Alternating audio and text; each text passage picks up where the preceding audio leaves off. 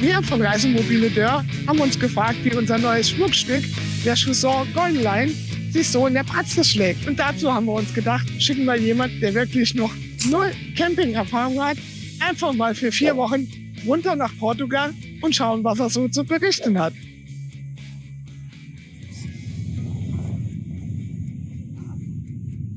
Vanlife. Wir lernen gerade, wie man Camper packt, beziehungsweise versuchen zu lernen, wie man Camper packt, wie man alles, was wir dabei haben, in diese Taschen oben bekommt. Bisher sind wir gute Dinge, dass wir alles reinbekommen. Aber schauen wir mal, wie das in ein paar Stunden aussehen wird. Das Wetter ist bescheiden. Aber hey, dafür fahren wir auch runter in den Süden. Erster Halt, Frankreich. Wir haben heute eine 8-Stunden-Fahrt vor uns, um aus dem Wetter rauszukommen, ins Warme zu kommen. Und ja, bin mal gespannt, wie das ohne Mautstraßen in Frankreich so wird.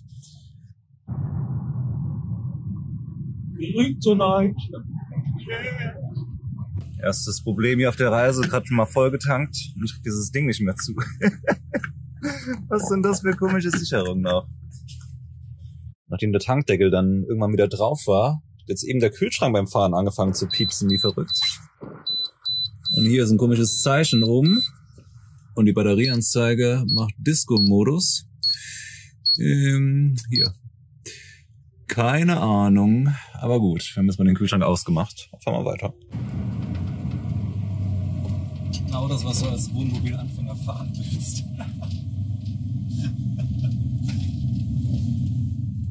Also eine der besten Sachen bisher im Camp war auf jeden Fall schon mal, dass man einfach überall Mittagsschlaf machen kann. Sehr gut.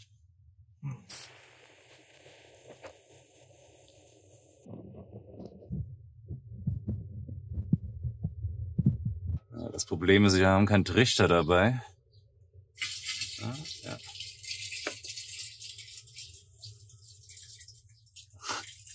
Das ist überall Elektrik. Ich habe keine Ahnung, ob das Zeug wasserfest ist. Das hängt am Lenkrad. Das hängt schon. Das ist scheiße. Geil, Dankeschön. Ach, ich muss das Ding hoch machen. Das kann man auch machen. Okay. Oh Gott. Das glaubt dir keiner, dass das nicht gestellt ist, diese Scheiße.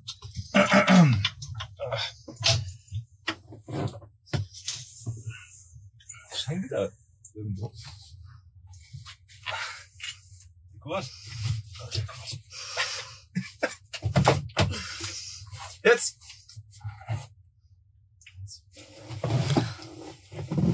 Ja. Ah. Ganz einfach. High five.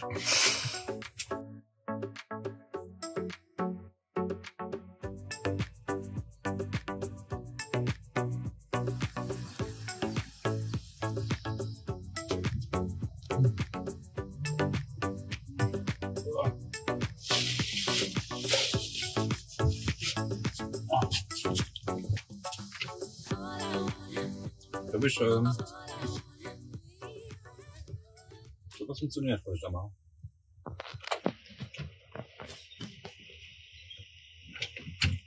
Ja. Gott.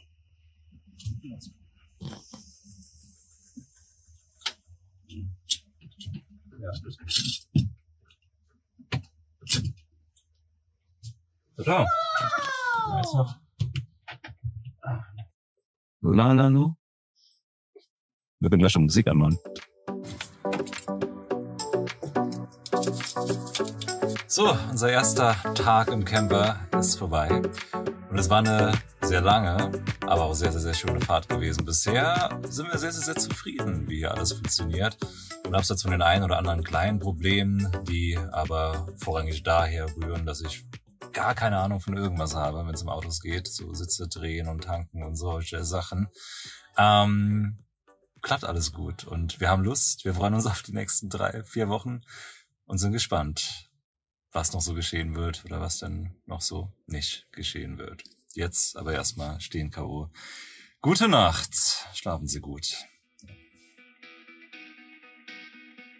Bevor wir morgen Daniel auf die große Reise schicken, habe ich ihn mir mal kurz geschnappt, um herauszufinden, wie wenig er wirklich von Camping weiß. Hallo Daniel. Schönen guten Tag, Laura. Schönen guten Tag in die Kamera. Hi, Freut mich. grüß dich. Schön, dich zu sehen. Schön, dass du Zeit hast. Morgen geht's los. Morgen geht's los. Genau. Und du willst mir noch ein paar Fragen stellen? Genau. Und damit wir wirklich mal herausfinden, ob du wirklich so wenig weißt von Camping, habe ich gleich die erste Challenge für dich. Okay. Camping-like haben wir natürlich ein paar Campingstühle für dich vorbereitet. Also ich hätte auf jeden Fall gewusst, wie so eine Tür aufgeht. Also die Das habe ich dir jetzt zugetraut. Campingstühle aufbauen? Gerne. Okay. Bin gespannt. Ah. So. Ich glaube, das wird nicht so schwierig sein. Ja. Ich glaube, du hast auch komische Campingstühle mitgebracht hier. Das sind ganz normale Standard-Campingstühle. Das sind gar keine ganz normalen Standard-Campingstühle. 1 hour later. Cut. Also die erste Challenge hat schon ein paar Probleme bereitet. Fand ich nicht. Zu meiner Verteidigung, wir haben vor, keine Stühle mitzunehmen, um derartige Probleme nicht zu haben. Okay, ich bin gespannt. Was hast du denn gedacht, als wir dich gefragt haben, ob du mit dem Schussau Golden Line einmal eine schöne Tour machen willst? Mutig? Wie mutig? Wie meinst du das? Naja, ich bin jemand, der noch nie so ein Teil gefahren hat, erstmal. Ja. Ich habe beim Trampen mal eine eigenartige Situation, wo ich einen Sattelschlepper gefahren habe nach Berlin, was am Ende sehr eigenartig war, weil das Auto, das geladen war, wohl gestohlen war. Deshalb musste ich wohl auch fahren. Aber andere Geschichte. Okay. Ich meine, das sind ja schon größere Autos. Und ich dachte mir so, nach Portugal runter, was sind das, hin und zurück? 6.000 Kilometer? Ja. Ich meine, das ist euer Auto. Ihr entscheidet, was damit passiert. Fair. Ja, ob das die richtige Entscheidung ist, werden wir dann sehen Sie bald. Sehen, wenn du zurückkommst. Morgen geht's los. Aber du hast gerade das Thema Trampen erwähnt. Kannst du vielleicht kurz mal den Zuschauern erläutern, was es damit bei dir auf sich hat? Also ich bin jemand, der, wie gesagt, noch nie so ein Ding selbst gefahren hat, aber schon oft auf dem Beifahrersitz saß, beziehungsweise schon öfters mal. Ich bin jemand, der selbst sehr, sehr, sehr gerne trampt und das auch schon oft und auch lang getan hat. Ich habe knapp 70.000 Kilometer mittlerweile. Ja, aber das so eine Art des Reisens war, die ich lieben gelernt habe, Menschen kennenzulernen, war mit meinem Zelt unterwegs, habe oft an der Straße gezeltet, manchmal auch an schönen Orten natürlich, manchmal auch an schönen Straßen. Und wurde von ganz vielen Leuten eingeladen, die ich unter anderem auch beim Trampen immer wieder kennengelernt habe. Also das ist so eine Sache, in die ich mich ein bisschen verliebt habe. Und das ist auch einer der Gründe, warum ich mir den Camper gemietet habe. Klasse. Ja. Aber vielleicht, und ich hoffe darauf, werden wir Camper sehen bei unserer kleinen Reise, die wir natürlich mitnehmen werden. Beziehungsweise natürlich nicht, weil das Auto nur für 2 Personen zugelassen ist. Du bist also nicht allein unterwegs? Tatsächlich werde ich mit meiner Fast-Freundin auf diese Reise auf. Fast-Freundin? Okay. Ich wurde dazu angehalte, das Ganze Fast-Freundin zu nennen. Okay. Ich habe so das Gefühl, dass Lisa, die ich vor 2-3 Monaten erst kennengelernt habe, man auch abwarten will, wie das mit mir so 3-4 Wochen in einem Camper läuft und dann vielleicht Freundin sagen darf. Aber das wird sich zeigen. Sehr vernünftig und clever von Lisa Thomas. Weiß ich nicht, ob ich da zustimmen würde, aber ja, vermutlich. Guten Tag. Erstmal die gute Nachricht. Die erste Nacht im Camper war fantastisch. Wir haben beide sehr, sehr, sehr gut geschlafen. Es war auch noch angenehm kühl hier in Frankreich. Eine schlechte Nachricht, das mit dem Internet klappt nicht so ganz. Und da ich ja Homeoffice machen soll, gab es jetzt so ein Workaround und ich soll hier diesen Kasten irgendwie aufschrauben, aber ich habe keine Schraubenzieher dabei. Dann hat das mit dem Taschenmesser ganz gut funktioniert. Ich stöße gerade an seine Grenzen. Scheiße, zu schief. Aber momentan gerade ein bisschen ratlos, wie es hier weitergeht mit Homeoffice.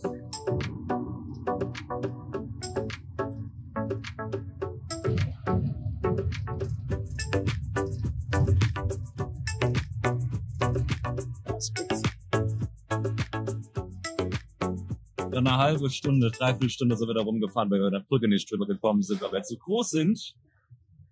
Ja, aber jetzt sind wir on Tour. Ja, nachdem wir gestern einen echt wundervollen ersten Tag hatten und auch eine tolle Nacht, also die erste Nacht im Camper war wirklich, wirklich gut.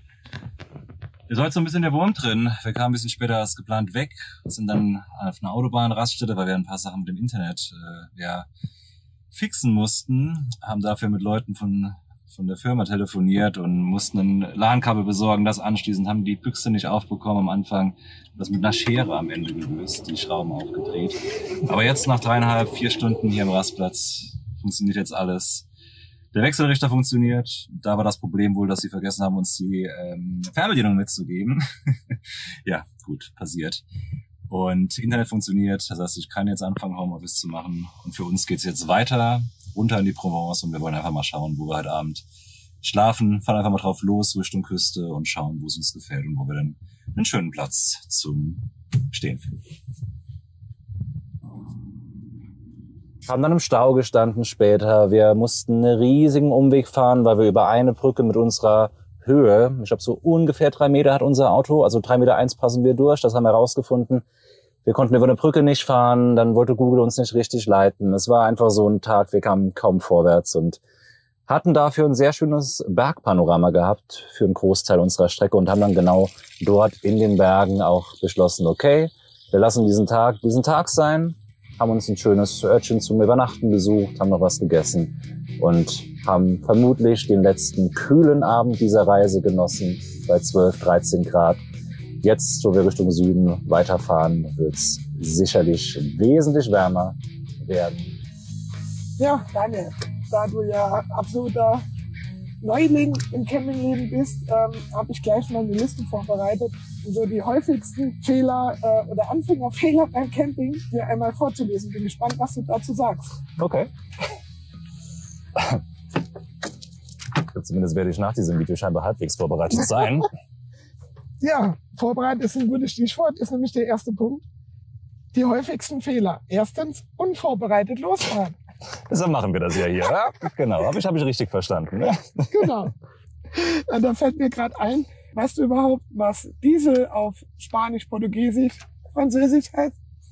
Französisch, Le Diesel. Ich habe tatsächlich gestern mal danach gegoogelt, Okay. weil das auch immer so eine Sache war, die mir, wenn ich im Auto mal im Ausland war, irgendwie schwitzige Hände bereitet hat an den Tankstellen. Und habe es mittlerweile wieder vergessen, weiß aber, dass man dann sehr leicht googeln kann. Und ich meine, es war überall sowas mit Gasolina. Kennst du noch diesen Song? Ja. Diese Gasolina? Okay. Ne? Okay, so habe ich mir das irgendwie gemerkt. Es war irgendwie mit ein paar Accents und ein paar Abwandlungen, aber ich glaube, so grob hat das sowohl in Frankreich als auch Spanien und Portugal Gasolina. Okay, dann wird das schon mal funktionieren, finde ich gut. Hoffe ich. Während der Fahrt aufstehen, würdest du sowas machen? Gott sei Dank bin ich meistens selbst am Fahren, dann sollte sich das Problem hoffentlich nicht ergeben. Aber selbstverständlich würde ich niemals meine Beifahrerin oder generelle Tramper, die wir mitnehmen, während der Fahrt aufstehen lassen. Außer es wäre lebensnotwendig, wenn ich beispielsweise extremen Durst hätte und wir auf keinen Fall anhalten könnten. Aber nur in sicheren Verkehrssituationen. Vernünftig. Finde Ja. ich auch. Ein weiterer Fehler, mit vollem Frischwassertank losfahren. Okay. Schon mal gehört? So, Frischwassertank? soll ich da mit leerem losfahren oder was? Weiß ich nicht. Hätte ich jetzt nicht so als Problemsituation eingestuft. Okay. Aber Ja, aber man soll nicht mit vollem Frischwassertank losfahren. Kannst du okay. dir schon mal merken. Okay. Ja, Wohnmobil falsch beladen. Hast du dir da im Vorfeld Gedanken gemacht? Ich meine, so viele Orte, an denen man Dinge reinmachen kann, gibt's ja gar nicht. Ich würde behaupten, da kann man gar nicht so viel falsch beladen, denke ich. Ja. Man kann schon einiges falsch machen, aber das wirst du noch rausfinden. Fahren ohne Testlauf. Testlauf. Ja, ich habe das Auto gerade 10 Kilometer hierher gefahren zu diesem Ort. Und Laura, Ja, war okay, oder? hat funktioniert. Hat Ja, funktioniert. Kann ich bestätigen. Weißt du überhaupt, wie man das Grauwasser entsorgt? Grauwasser? Okay, lass über was anderes reden, Laura. Ich glaube, Ich hab's vermutet. Also ich merke schon. das was ist Grauwasser? Okay, Okay. wirst du noch herausfinden. Wir sind auf jeden Fall Oder auch alle nicht. gespannt, was du uns dann so zu berichten hast nach deiner Reise. Ja, deine Reise steht unter dem Motto Campen statt Trempen. Gibt's irgendwas, was du dir von deiner Reise nach Portugal erhoffst? Ich meine, ich freue mich auf jeden Fall darauf, auch wenn ich bald wieder trampen werde, mal zu sehen, wie das Leben in so einem Campingbus denn wirklich ist. Ja. Und erhoffe mir natürlich, dass wir halt nochmal zurückkommen, dass das Auto auch heil wieder Das hoffen zurückkommt. wir auch, ja. Und natürlich auch, dass da interessante Aufnahmen bei entstehen, dass ihr dabei Spaß haben werdet, mir zu folgen, mit mir, mich zu begleiten dabei, wie ich lerne, wie man so ein Ding benutzt, wie das Leben in so einem Teil ist. Und natürlich auch daran Spaß findet, vielleicht die ein oder anderen schöne Städte, Strandbilder zu sehen. Vielleicht auch ein paar Ideen für die eigene Camperreise zu gewinnen. Und ja. Klar. Also wir sind gespannt, wir freuen uns. Ich mich auch, Daniel, danke. Ich wünsche dir alles Gute für eure Reise morgen. Vielen Dank. Und wir reden voneinander. Das werden wir. Provence.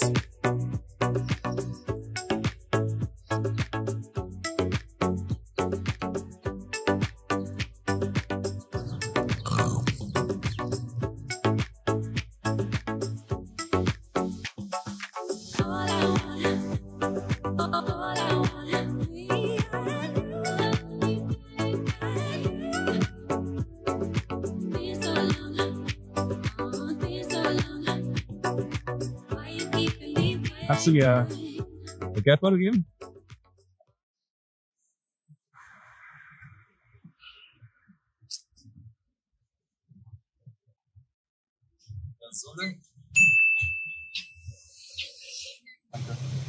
Bevor du zahlst.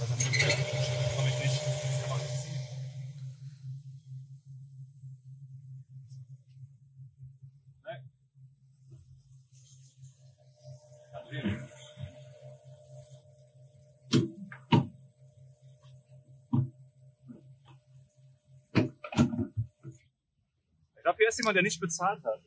Ja, doch, okay. Wahrscheinlich hast du jetzt für ihn bezahlt. Ich gehe jetzt drehen. Okay.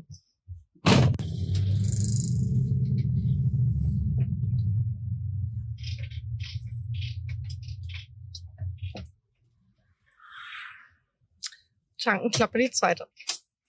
Tanken die zweite. Ich muss aufpassen, dass ich nicht über 150 Euro bekomme, weil meine Karte hat gerade angezeigt, man kann nur bis 150 Euro tanken.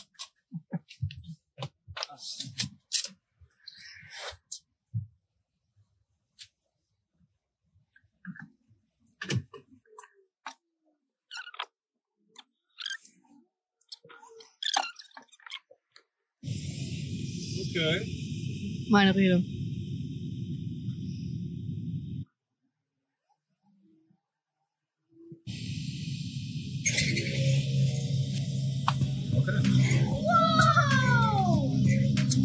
Der Clipper geht nicht mehr.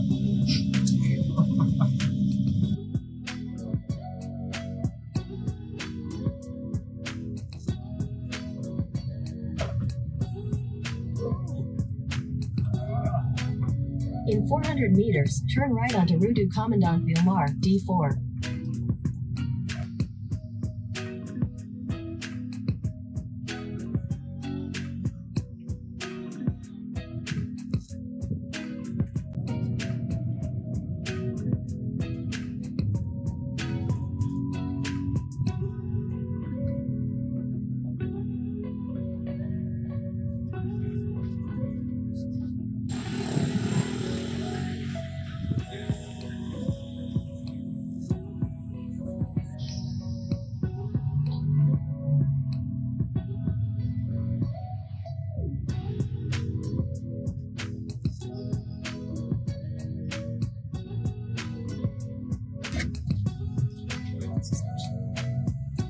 Das ist nett.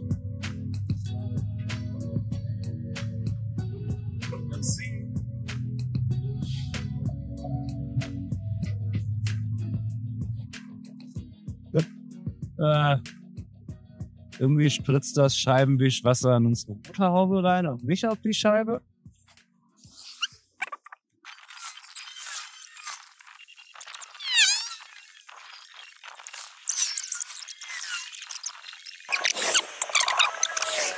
Eine Stunde später. Ich glaube, wir können die Schläuche hier einfach abmachen und das hier nach vorne legen. Das ist der Schlauch. Oh, das ist wieder voll. Ich glaube, hier kriege ich es hin. So, Achtung, ich spritze.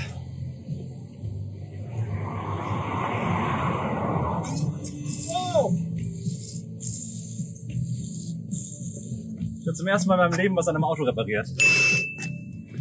Warum tropft das? Damit der Motor gekühlt wird. Natürlich.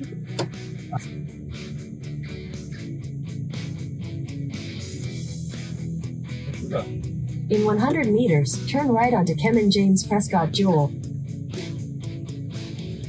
Turn right onto Kevin James Prescott Joel.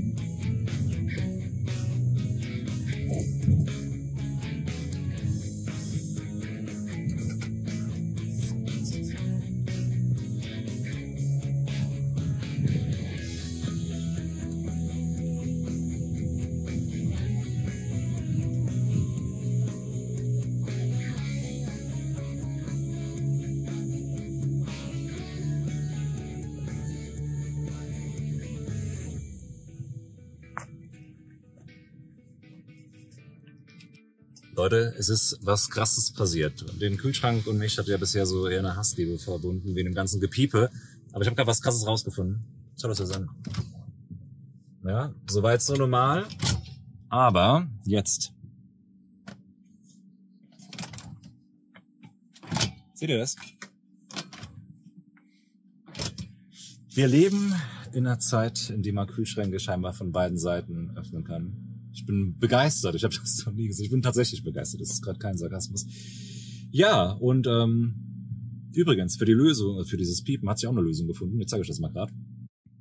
Hier. Die Lösung für dieses Piepgeräusch ist folgende. Warte. So, man kann hier in die Einstellungen gehen. Irgendwie. So. Settings. Und dann kann man den Kühlschrank stumm schalten. Wir haben einen Kühlschrank, den man nicht nur von beiden Seiten öffnen kann, man kann ihn auch stumm schalten. Also ja, die Fehlermeldung kommt immer nur ab und zu, aber ich habe es halt stumm geschaltet. Es piept nicht mehr. Genial.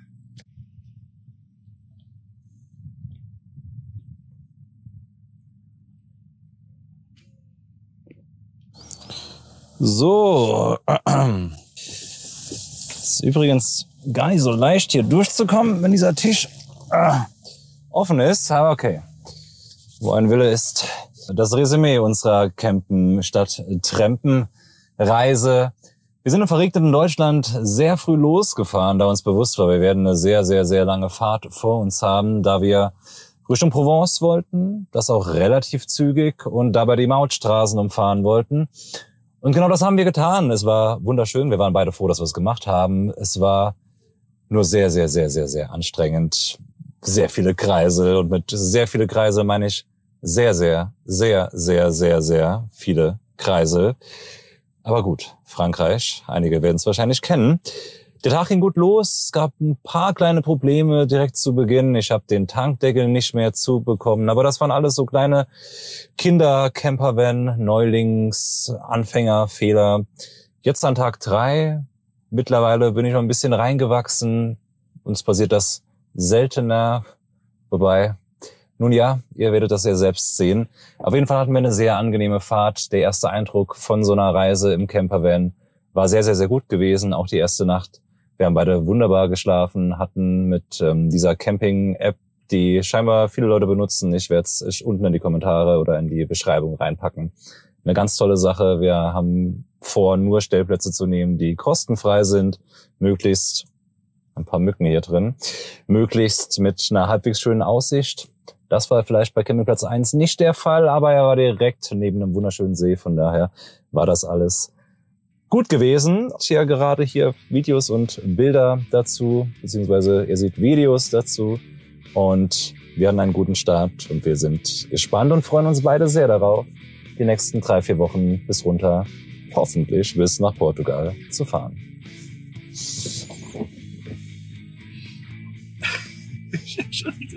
Okay, ich hoffe, ihr hattet Spaß mit Folge 1 Campen statt Trampen. In der nächsten Folge, in Folge 2, wird es dann runter nach Spanien gehen. Wir werden uns wieder Mühe geben, weiterhin schöne Videos und ein paar Eindrücke ins Camperleben zu geben. Und dort wird es dann auch explizit ein bisschen mehr um das Innenleben, wie wir die Sachen verstaut haben, wie wir die Dinge hier nutzen gehen, auch so ein paar technische Sachen, die wir bisher genutzt haben. Aber an dieser Stelle erstmal, wie gesagt, danke fürs Schauen. Ich hoffe, ihr hattet eine gute Zeit.